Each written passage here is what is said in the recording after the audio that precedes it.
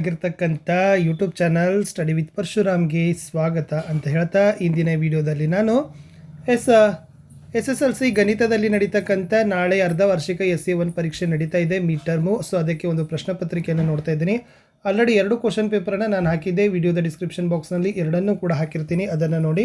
ಇನ್ನೊಂದು question paper ಸಹಿತ key ಆನ್ಸರೊಂದಿಗೆ ನಿಮಗೆ ಬರ್ತದೆ. ಚೆನ್ನಾಗಿ ಪ್ಯಾಟ್ರನ್ ನೋಡಿಕೊಂಡು ಅಭ್ಯಾಸ ಮಾಡಿ ಪ್ರಶ್ನೆಗಳ ಮಾದರಿನ ಅರ್ಥೈಸಿ ಅಂತ ಹೇಳ್ತಾ ವಿಡಿಯೋನ ಲೈಕ್, ಶೇರ್ ಮತ್ತು ಕಮೆಂಟ್ ಪಕ್ಕದಲ್ಲಿ ಹೈಪನ್ನು ಒತ್ತೋದನ್ನು ಮಾತ್ರ ಮರೆಯದಿರಿ ಅಂತ ಹೇಳ್ತಾ ಈ ಪ್ರಶ್ನೆ ಪತ್ರಿಕೆಯನ್ನು ಶುರು ಮಾಡ್ತೀನಿ. ಪ್ರಶ್ನೆ 1, 2 ಮತ್ತು S3ರ ಲಸ ಎಷ್ಟು ಅಂತ ಕೇಳಿದರು. ಸೊ 2 ಮತ್ತು 3ರ ಲಸ ಬಂದುಬಿಟ್ಟು ಎಷ್ಟಾಗ್ತದಪ್ಪ ಅಂದ್ರೆ ಆಪ್ಷನ್ ಡಿ 6 ಬರ್ತದೆ. 6 ಅಂತಕ್ಕಂಥದ್ದು 2 ಮತ್ತು 3ರ ಲಸ ಬರ್ತದೆ. ಪ್ರಶ್ನೆ 2, 15 ಮತ್ತು 20ರ ಈ ಸಂಖ್ಯೆಗಳ ಮಸ ಮತ್ತು ಲಸ ಗಳ ಗುಣಲಬ್ಧ ಎಷ್ಟು ಅಂತ ಕೇಳಿದರು. ಫಸ್ಟ್ 15 ಮತ್ತು 20ರ ಮಸ ಕಂಡುಹಿಡಬೇಕು, ಲಸ ಕಂಡುಹಿಡಬೇಕು, ಆಮೇಲೆ ಗುಣಲಬ್ಧ ನೋಡಬೇಕು. ಸೊ ಗುಣಲಬ್ಧ ಎಷ್ಟು ಬರ್ತದಪ್ಪ ಅಂದ್ರೆ ಆಪ್ಷನ್ ಸಿ 300 ಅನ್ನೋದು ಸರಿಯಾದ ಉತ್ತರ. ಪ್ರಶ್ನೆ 3, ಚಿತ್ರದಲ್ಲಿ y = p ಆಫ್ x ಬಹುಪದೋಕ್ತಿಯ ಶೂನ್ಯತೆಗಳ ಸಂಖ್ಯೆಗಳನ್ನು ಬರೀರಿ ಅಂತ ಕೇಳಿದರು. ಈ ಥರದ ಸೇಮ್ ಪ್ರಶ್ನೆ ಬರ್ತದೆ. ಏನಿಲ್ಲ, ಎಕ್ಸ್ ಅಕ್ಷದ ಮೇಲೆ ಅದು ಎಷ್ಟು ಸರಿ ಬಿಂದುಗಳನ್ನು ಟಚ್ ಮಾಡಿದೆ ಅನ್ನೋದನ್ನು ಬರಿಬೇಕು. ಸೊ ಎಕ್ಸ್ ಅಕ್ಷದ ಮೇಲೆ ಆ ಒಂದು ರೇಖೆಗಳು 1 ಪಾಯಿಂಟ್ ಮಾಡಿದೆ 2. ಸೊ ಉತ್ತರ ಏನಾಗ್ತದಪ್ಪ ಅಂದರೆ 2 ಅನ್ನೋದು ಸರಿಯಾದ ಉತ್ತರ ಬರ್ತದೆ. ಮುಂದಿನ ಪ್ರಶ್ನೆ 2x + 3y = 16 ಈ ರೇಖಾತ್ಮಕ ಸಮೀಕರಣಕ್ಕೆ ಸರಿ ಹೊಂದುವ x ಮತ್ತು yಗಳ ಬೆಲೆಗಳನ್ನು ಬರೀರಿ ಅಂತ ಕೇಳಿದರು. ಇಲ್ಲಿ 2x + 3y = 16 ಈ ರೇಖಾತ್ಮಕ ಸಮೀಕರಣಕ್ಕೆ ಸರಿ ಹೊಂದೋ ಬೆಲೆ ಅಂದ್ರೆ ಆಪ್ಷನ್ ಎ x = 5 ಮತ್ತು y = 2 ಅನ್ನೋದೇ ಸರಿಯಾದ ಉತ್ತರ ಬರಬೇಕು. ಮುಂದಿನ ಪ್ರಶ್ನೆ ax² + bx + c = 0 ಈ ವರ್ಗ ಸಮೀಕರಣದ ಶೋಧಕವನ್ನು ಬರೀರಿ ಅಂತ ಕೇಳಿದ್ದಾರೆ. ಸೊ ಶೋಧಕ ಏನಾಗಿರ್ತದಪ್ಪ ಅಂದ್ರೆ b² - 4ac. ಅದನ್ನು ಚೆನ್ನಾಗಿ ನೀವು ನೆನಪಿಟ್ಕೊಂಡು ಹೋಗ್ರಿ. ಸೊ ಅದು ಕೂಡ ಬಂದರೆ ಬರ್ಬೋದು. ಇನ್ನು ಒಂದು ಸಮಾಂತರ ಶ್ರೇಣಿಯ nನೇ ಪದ an = 3n - 2 ಆದರೆ 9ನೇ ಪದವನ್ನು ಕಂಡುಹಿಡಿಯಿರಿ ಅಂತ ಕೇಳಿದರು. ವೆರಿ ಈಸಿ ಅದ. ಸೊ ಬರ್ಕೊಡ್ರಿ, an ಬರ್ಕೊಡ್ರಿ, 3n - 2 ಅದ, n ಎಷ್ಟು ಕೊಟ್ಟಿದ್ದಾರೆ 9 ಅಂತ ಕೊಟ್ಟಿದ್ದಾರೆ. ಸೊ 3 × 9 - 2 3 × 9 = 27, 27ರಲ್ಲಿ 2 ಕಳೆದ್ರೆ 25 ಅನ್ನೋದೇ ಉತ್ತರ. ಆಪ್ಷನ್ ಡಿ ಅಂತಕ್ಕಂಥದ್ದು ಸರಿಯಾದ ಉತ್ತರ ಬರ್ತದೆ. ಓಕೆನಾ? ಎಸ್. ಮುಂದಿನ ಪ್ರಶ್ನೆ, ಚಿತ್ರದಲ್ಲಿ ಎಕ್ಸನ ಬೆಲೆ ಕಂಡುಹಿಡಿಬೇಕಾಗಿತ್ತು. ಸೊ ನೋಡಿ, ಇದು PQR ಇದೆ, AB ರೇಖೆ ಇದೆ, ಇದು 2.4, 3.6, ಇದು 3.2 ಮತ್ತು 4.8 ಸೆಂಟಿಮೀಟರ್ ಆದರೆ ಇದರದ್ದು ಎಕ್ಸನ ವ್ಯಾಲ್ಯೂವನ್ನು ಕಂಡುಹಿಡಲಿಕ್ಕೆ ಕೇಳಿದರು. ಸೊ ಅದು ಎಷ್ಟು ಬರ್ತದಪ್ಪ ಅಂದರೆ 5 ಸೆಂಟಿಮೀಟರ್ ಅಂತಕ್ಕಂಥದ್ದು ಅಥವಾ 3 ಸೆಂಟಿಮೀಟರ್. ಸೊ ಅದನ್ನು ಯಾವುದು ಅನ್ನೋದನ್ನು ಕರೆಕ್ಟಾಗಿ ಕನ್ಫರ್ಮ್ ಮಾಡಿಕೊಡ್ರಿ. ಎಕ್ಸಾಕ್ಟ್ ಅದು ಬಂದುಬಿಟ್ಟು 5 ಸೆಂಟಿಮೀಟರ್ ಅನ್ನೋದೇ ಸರಿಯಾದ ಉತ್ತರ ಬರಬೇಕು. 5 ಸೆಂಟಿಮೀಟರ್. ಎಸ್. ಮೂಲ ಬಿಂದುವಿನಿಂದ -3 ಮತ್ತು 4 ಬಿಂದುವಿಗೆ ಇರುವ ದೂರವನ್ನು ಕಂಡುಹಿಡಿಯಿರಿ ಅಂತ ಕೇಳಿದ್ದಾರೆ. ಸೊ -3 ಮತ್ತು 4ಕ್ಕೆ ಬಿಂದುವಿಗೆ ಇರ್ತಕ್ಕಂಥ ದೂರ -5 ಅನ್ನೋದು ಸರಿಯಾದ ಉತ್ತರ. ಇನ್ನು ಪ್ರತಿ ಸರಿ ಕೇಳ್ತಾರೆ ಗಣಿತದ ಮೂಲ ಪ್ರಮೇಯವನ್ನು ನಿರೂಪಿಸಿರಿ ಅಂತ ನಿಮಗೆ ಕೇಳ್ತಾರೆ. ಏನು ಹೇಳ್ತದಪ್ಪ ಅಂದ್ರೆ ಪ್ರತಿಯೊಂದು ಸಂಯುಕ್ತ ಸಂಖ್ಯೆಯನ್ನು ಅವಿಭಾಜ್ಯಗಳ ಗುಣಲಬ್ಧವಾಗಿ ವ್ಯಕ್ತಪಡಿಸಬಹುದು ಮತ್ತು ಈ ಅಪವರ್ತಿಸುವಿಕೆಯು ಅವಿಭಾಜ್ಯ ಅಪವರ್ತನಗಳು ಘಟಿಸುವ ಕ್ರಮವನ್ನು ಹೊರತುಪಡಿಸಿ ಅನನ್ಯವಾಗಿರ್ತದೆ ಅನ್ನೋದು ಅಂಕಗಣಿತದ ಮೂಲ ಪ್ರಮೇಯ ಹೇಳ್ತದೆ. ಚೆನ್ನಾಗಿ ಬಹೆಟ್ ಮಾಡ್ಕೊಂಡೋಗಿ, ಅದು ನಿಮಗೆ ಬಂದರೂ ಕೂಡ ಬರ್ತದೆ. ಇನ್ನು x⁻3 2x⁻2 - 5x⁻4 - 6 ಇದರಲ್ಲಿ ಮಹತ್ತಮ ಡಿಗ್ರಿ ಅಂತ ಕೇಳಿದರು. Very simple. ಘಾತ 3 ಇದೆ, 2 ಇದೆ, 4 ಇದೆ. ಸೊ ಇದರಲ್ಲಿ ಮಹತ್ತಮ ಅಂದರೆ ದೊಡ್ಡದಾದ. ಸೊ ದೊಡ್ಡದಾದ ಘಾತ 4 ಇದೆ. ಸೊ ಉತ್ತರ ಎಷ್ಟು ಬರಬೇಕಪ್ಪ ಅಂದರೆ 4 ಅನ್ನೋದು ಸರಿಯಾದ ಉತ್ತರ ಆಗಬೇಕು. ಮುಂದಿನ ಪ್ರಶ್ನೆ, x ಮತ್ತು y ಚರಾಕ್ಷರಗಳನ್ನು ಹೊಂದಿರುವ ಒಂದು ಜೊತೆ ರೇಖಾತ್ಮಕ ಸಮೀಕರಣಗಳ ಆದರ್ಶ ರೂಪ ಬರೀರಿ ಅಂತ ಕೇಳಿದರು. x ಮತ್ತು y ಚರಾಕ್ಷರ ಇದೆ, ರೇಖಾತ್ಮಕ ಸಮೀಕರಣದ ಆದರ್ಶ ರೂಪ. ಸೊ ಗೊತ್ತಿರಲಿ, ಇದು ಕೂಡ popular question. a1x + b1y + c1 = 0, a2x + b2y + c2 = 0. ಇನ್ನು ವರ್ಗ ಸಮೀಕರಣದ ಆದರ್ಶ ರೂಪ ಕೇಳ್ತಾರೆ. ax² + bx + c = 0. ಒಂದು ಸಮಾಂತರ ಶ್ರೇಣಿ ಕೊಟ್ಟಿದ್ರು, -7 - 9 - 11 - 13. ಇದರ ಸಾಮಾನ್ಯ ವ್ಯತ್ಯಾಸಗಳನ್ನು ಕೇಳಿದ್ದಾರೆ. ಸೊ -9ರಲ್ಲಿ -7 ಕಳೆದ್ರೆ ಸೊ -2 ಏನಾಗಿರ್ತದಪ್ಪ ಅಂದರೆ ವ್ಯತ್ಯಾಸ ಆಗಿರ್ತದೆ. ಅದು ಕೂಡ ಗೊತ್ತಿರಲಿ. ಮುಂದಿನ ಪ್ರಶ್ನೆ, ಚಿತ್ರದಲ್ಲಿ XY ಲಂಬ BC AX/AB ಸಮವಾದದ್ದನ್ನು ತಿಳಿಸಿ ಅಂತ ಕೇಳಿದರು. ಏನಿಲ್ಲ, ಸಿಂಪಲಾಗಿ ಏನು ಕೇಳಿದ್ದಾರೆ ಅವರು, XY ಮತ್ತು BC ಎರಡು ಸಮಾಂತರ ಇದ್ದಾವೆ. ಇದು AX ಮತ್ತು AB. ಹಾಗಾದರೆ ಇದೇನಾಗಬೇಕು, AY ಮತ್ತು BC ಅಂತಕ್ಕದ್ದನ್ನೇ ಆಗಬೇಕು. ಸೊ ಇದು ನಿಮ್ದು ಏನಾಗಬೇಕಪ್ಪ ಅಂತಂದರೆ ಉತ್ತರದಲ್ಲಿ ಬರಿಬೇಕಿತ್ತು.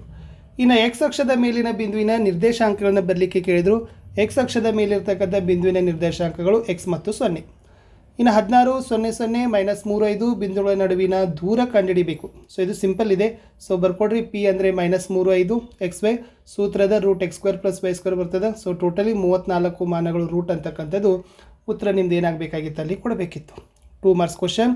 91 26ರ ಲಸ 182, ಆದರೆ 91 26ರ ಮಸಾವನ್ನು ಕಂಡುಹಿಡಿಬೇಕು. ಇದು ಇಂಪಾರ್ಟೆಂಟ್ ಇದೆ. ಇದು ನಾಳೆ ಈ ಪ್ಯಾಟರ್ನಲ್ಲಿ ನಿಮಗೆ ಬಂದರೆ ಬರ್ತದೆ. Yes, H × L = A × B ಇದು ಸೂತ್ರ. ಆವಾಗ H ಕಂಡುಹಿಡಿಬೇಕು. ಆವಾಗ A × B / L ಅಂದರೆ 91 × 26 / 182, ಆವಾಗ 2366 / 82 ಉತ್ತರ ಬರೋದು 13. 13 ಏನಾಗಿರ್ತದಪ್ಪ ಅಂದರೆ ಮಸಾ ಆಗಿರ್ತದೆ. ಈ ಟೈಪಲ್ಲಿ ಕ್ವಶನ್ಸ್ಗೆ ನಿಮಗೆ ಉತ್ತರಗಳು ಬರ್ತವೆ. ಇನ್ನು P of x = 6x² - 3 - 7x ಈ ಬಹುಪದೋಕ್ತಿಯ ಶೂನ್ಯತೆಯನ್ನು ಕಂಡುಹಿಡಿಯಲಿಕ್ಕೆ ಕೇಳಿದರು. ಸೊ ಏನಿದೆ, P of x = 6x² - 7x - 3. ಓಕೆನಾ? ಎಸ್, ಇಲ್ಲಿ ಇದನ್ನು ಹೊಡ್ಕೋಬೇಕು. ಹೇಗೆ? 6x² - 9x + 2x - 3. ಆವಾಗ ಏನಾಗ್ತದಪ್ಪ ಅಂದರೆ ನಮಗೆ x = 3/2 ಅಥವಾ x = -1/3 ಅನ್ನೋದು ಉತ್ತರ ಬರ್ತದೆ. ಇದು ಕೂಡ 2 ಅಂಕದಲ್ಲಿ ಬರ್ತಕ್ಕಂಥ ಮೋಸ್ಟ್ ಇಂಪಾರ್ಟೆಂಟ್ ಕ್ವಶನ್. ಮುಂದಿನ ಪ್ರಶ್ನೆ, 2x + y = 8, 3x - y = 7 ವರ್ಜಿಸೋ ವಿಧಾನದಿಂದ ರೇಖಾತ್ಮಕ ಸಮೀಕರಣ ಬಿಡಿಸಿ ಅಂತ ಕೇಳ್ತಾರೆ. ಇದು ಕೂಡ ಫಿಕ್ಸ್ ಆಗಿ ಬರ್ತಕ್ಕಂಥ ಕ್ವಶನ್. ಸಮೀಕರಣ ಬರ್ಕೊಡ್ರಿ. 2x + y = 8, 3x - y = 7. ಮೇಲಿಂದ y ಹೋಯ್ತು, ಕೆಳಗಿಂದ y ಹೋಯಿತು, ಉಳಿದಿದ್ದು 2x 5x, 2x 3x ಅಂದರೆ 5x, 8ರಲ್ಲಿ 7 ಕೂಡಿಸಿದರೆ 5. ಆವಾಗ x ಏನಾಗ್ತದಪ್ಪ ಅಂದ್ರೆ 15/5 ಆಗ್ತದೆ. ಆವಾಗ 5 1 5 3 ಅಂದರೆ ಎಕ್ಸ್ನ ಬೆಲೆ ಎಷ್ಟು ಬತ್ತು? 3 ಅನ್ನೋದು ಬತ್ತು. ಇದೇ 3ಅನ್ನು ನಾವೇನು ಮಾಡಬೇಕು? ಎಕ್ಸ್ನ ಬೆಲೆಯನ್ನು ಸಮೀಕರಣ 1ರಲ್ಲಿ ಹಾಕಬೇಕು. ಆವಾಗ 2 ಎಕ್ಸದ ಬೆಲೆ 3 ಬಂತು. 2 × 3 + y = 8. ಆವಾಗ 2 3 6 + y = 8. y ಬೆಲೆ 6 ಈ ಕಡೆ ಬಂದರೆ ಮೈನಸ್ ಆಗ್ತದೆ. 8ರಲ್ಲಿ 6 ಕಳೆದ್ರೆ 2 ಬರ್ತದೆ. ಇದನ್ನೇ ವರ್ಜಿಸುವ ವಿಧಾನ ಅಂತ ನಾವು ಹೇಳೋದು. ಇನ್ನು ಇದನ್ನು ಕೂಡ ನಾನು ಹೇಳಿದ್ದೀನಿ. x + y = 14, x - y = 4 ಈ ರೇಖಾತ್ಮಕ ಸಮೀಕರಣದ ಜೋಡಿಯನ್ನು ಆದೇಶನ ವಿಧಾನದಿಂದ ಬಿಡಿಸ್ರಿ ಅಂತ ಹೇಳಿತು. ಆದೇಶನ ಅಂತ ಕೊಟ್ಟಿದ್ದಾರೆ.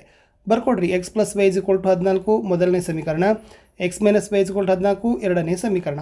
ಅಂದರೆ x + y = 14, ಆವಾಗ y ಏನು ಬರಿಬೋದು? 14 - x ಅಂತ ಬರಿಬೋದು. ಇದೇ yನ ಬೆಲೆಯನ್ನು ನಾವು ಫಸ್ಟ್ದಲ್ಲಿ ಹಾಕೋಣ. ಎಲ್ಲಿ?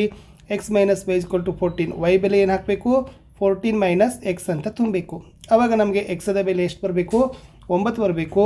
ಆಮೇಲೆ ಸೇಮ್ ಎಕ್ಸದ ಬೆಲೆಯನ್ನು 2ರಲ್ಲಿ ಹಾಕಿದಾಗ ಸೊ y ಬೆಲೆ 5 ಅನ್ನೋದು ಬರಬೇಕು. ಇದನ್ನು ಕೂಡ ಕೊಟ್ಟಿದೆ, ನೋಡ್ಬೋದು. ಇನ್ನು ಅಪವರ್ತನ ವಿಧಾನದಿಂದ ಸಮೀಕರಣದ ಮೂಲಗಳನ್ನು ಕಂಡುಹಿಡಿತಕ್ಕಂಥ ಲೆಕ್ಕ ಏನಿತ್ತು? x² + 7x + 12 = 0 ಅಂತ ಇದೆ. ಸೊ ಬರ್ಕೊಡ್ರಿ ಫಸ್ಟ್. x² + 7x + 12 = 0. ಇದೇ 7xನ್ನು ಅಪವರ್ತನಾಗಿ ತೊಗೊಳ್ಳೋದು. x² + 4x + 3x + 12 = 0. ಆವಾಗ ಕಾಮನ್ x ಬರ್ತದೆ ಮತ್ತು +3 ಬರ್ತದೆ. x + 4 x + 4 ಸರಿಯಾದ ಉತ್ತರ x = -4, x = -3 ಅನ್ನೋ ಉತ್ತರವನ್ನು ನೀವೇನು ಮಾಡಬೇಕಾಗಿತ್ತು? ತಂದು ಕೊಟ್ಟರೆ ಪ್ರಶ್ನೆಗೆ ಉತ್ತರ ಸರಿ ಆಗ್ತದೆ. ಮುಂದಿನ ಪ್ರಶ್ನೆ, ಎಸ್ 2 7 12 ಈ ಸಮಾಂತರ ಶ್ರೇಣಿಯ 15ನೇ ಪದವನ್ನು ಸೂತ್ರ ಉಪಯೋಗಿಸಿ ಕಂಡುಹಿಡಿಯಿರಿ ಅಂತ ಕೇಳಿದರೆ. ಪದಗಳನ್ನು ಕಂಡುಹಿಡಿಯೋದು ಬೇರೆ, ಪದಗಳ ಮೊತ್ತ ಕಂಡುಹಿಡಿಯೋದು ಬೇರೆ. ಪದಗಳ ಮೊತ್ತ ಅಂತಂದರೆ SN ಸೂತ್ರವನ್ನು ಹಾಕಬೇಕು. ಈ ಲೆಕ್ಕ ಕೂಡ ನಿಮಗೆ 2 ಅಥವಾ 3 ಮಾರ್ಕ್ಸಿಗೆ ಕೇಳ್ತಾರೆ. ಪದಗಳ ಮೊತ್ತದ ಲೆಕ್ಕ ಇದು ಕೇಳುತ್ತು. ಪದ ಕೇಳಿದ್ದಾರೆ. ಓಕೆ, 15ನೇ ಪದ ಅಂತ ಕೇಳಿದ್ದಾರೆ ಅಂದರೆ AN ಸೂತ್ರವನ್ನು ಹಚ್ಚಬೇಕು. ಮೊತ್ತ ಕೇಳಿದರೆ SN ಸೂತ್ರವನ್ನು ಹಚ್ಚಬೇಕು. ಬರ್ಕೊಡ್ರಿ. 2 7 12 ಅದ. ಸೊ 2 ಯಾವತ್ತು ಮೊದಲ ಪದ A ಆಗಿರ್ತದೆ. ಸಾಮಾನ್ಯ ವ್ಯತ್ಯಾಸ 7ರಲ್ಲಿ 2 ಕಳೆದ್ರೆ 5 ಆಗ್ತದೆ. ಅದೇ D ಅಂದರೆ 5 ಸಾಮಾನ್ಯ ವ್ಯತ್ಯಾಸ. N ಕಂಡುಹಿಡಿಬೇಕು. N 15 ಅದ. ಏನು ಕಂಡುಹಿಡಿದಿದ್ದಾರೆ? AN ಕಂಡುಹಿಡಿಬೇಕು. ಓಕೆ, N ಕೊಟ್ಟಿದ್ದಾರೆ 15. ಸೊ ಪದವನ್ನು ಕಂಡುಹಿಡಿಬೇಕು, AN ಕಂಡುಹಿಡಿಬೇಕು. ಸೂತ್ರ AN = A + n - 1 × D. ಆದೇಶಗಳನ್ನು ಮಾಡಿರಿ. ಬೆಲೆ A2 N 15 D 5. ಎಷ್ಟು ಉತ್ತರ ಬರಬೇಕು? 72 ಅಂತ ಉತ್ತರ ಬರೆದ್ರೆ ಕರೆಕ್ಟ್ ಆಗ್ತದೆ. ಮುಂದಿನ ಪ್ರಶ್ನೆ, ತ್ರಿಭುಜ ABCಯಲ್ಲಿ DE ಸಮಾಂತರ BC. AD 2.4 centimetre, AB 3 centimetre, AC 5 centimetre ಆದರೆ AE ಅನ್ನು ಕಂಡುಹಿಡಿಯಲಿಕ್ಕೆ ಕೇಳಿದರು. ಥೇಲ್ಸನ ಪ್ರಕಾರ ಏನು ಹೇಳ್ತದಪ್ಪ ಅಂದ್ರೆ AD/AB = AE/AC. ಆವಾಗ AD ಎಷ್ಟದ? 2.4, AB 3 ಅದ. AE ಬರೀರಿ. ಆಮೇಲೆ AC ಎಷ್ಟದ? 5 ಅದ. ಆವಾಗ ನಾವು AE ಕಂಡುಹಿಡಿಬೇಕು. 2.4 × 5/3. AE = 0.8 × 5 ಆವಾಗ ಎ ಎಷ್ಟಾಗ್ತದಪ್ಪ ಅಂದ್ರೆ 4 ಸೆಂಟಿಮೀಟ್ರ್ ಆಗ್ತದೆ. ಇದು ಕೂಡ ಸ್ವಲ್ಪ ಫಿಕ್ಸ್ ಆಗಿ ಬರ್ತಕ್ಕಂಥ ಪ್ರಶ್ನೆ. ಚೆನ್ನಾಗಿದ್ದಾನೆ. ಥೇಲ್ಸ್ ಪ್ರಮೇಯವನ್ನು ಹಾಕಿಕೊಂಡು ಲೆಕ್ಕ ಮಾಡಬೇಕು. ಸೊ ಥೇಲ್ಸ್ ಪ್ರಮೇಯವನ್ನು ನೀವು ಅಳವಡಿಸಿಕೊಳ್ಳಲೇಬೇಕಾಗ್ತದೆ. ಇನ್ನು ಈ ಲೆಕ್ಕವನ್ನು ನಾನು ಲಾಸ್ಟ್ ಕ್ವಶನ್ ಪೇಪರಲ್ಲಿ ಕೂಡ ಸಾಲ್ವ್ ಮಾಡಿದ್ದೆ. 0 ಮತ್ತು -3 5 ಬಿಂದುಗಳ ನಡುವಿನ ದೂರ ಕಂಡುಹಿಡಿಬೇಕು. ಸೊ ಫಸ್ಟ್ ದೂರ ಕಂಡುಹಿಡಿತಕ್ಕಂಥ ಸೂತ್ರ OP √x² + y². ಬೆಲೆ ತುಂಬ್ರಿ. -3 x ಆಗಿರ್ತದೆ, 5 ಅನ್ನೋದು y ಆಗಿರ್ತದೆ. ಆವಾಗ -3 ರ ಘಾತ 2 + 5 ರ ಘಾತ 2, 3 ರ ಘಾತ 2 ಅಂದರೆ 9, 5 ರ ಘಾತ 2 ಅಂದರೆ 25, 9 25 ಕೂಡಿಸಿದ್ರೆ 34, ಅದನ್ನೇ √34 ಮಾನಗಳು ಅಂತ ಬರೆದ್ರೆ ಸಾಕು. ಇಷ್ಟು ಈ ವಿಡಿಯೋದಲ್ಲಿ ನಾನು 1 ಮತ್ತು 2 ಮಾರ್ಕ್ ಕ್ವಶನನ್ನು ಸಾಲ್ವ್ ಮಾಡಿದ್ದೀನಿ. ನೆಕ್ಸ್ಟ್ ವಿಡಿಯೋದಲ್ಲಿ ಮತ್ತೆ ಭೇಟಿ ಆಗ್ತೀನಿ. ಬಾಯ್.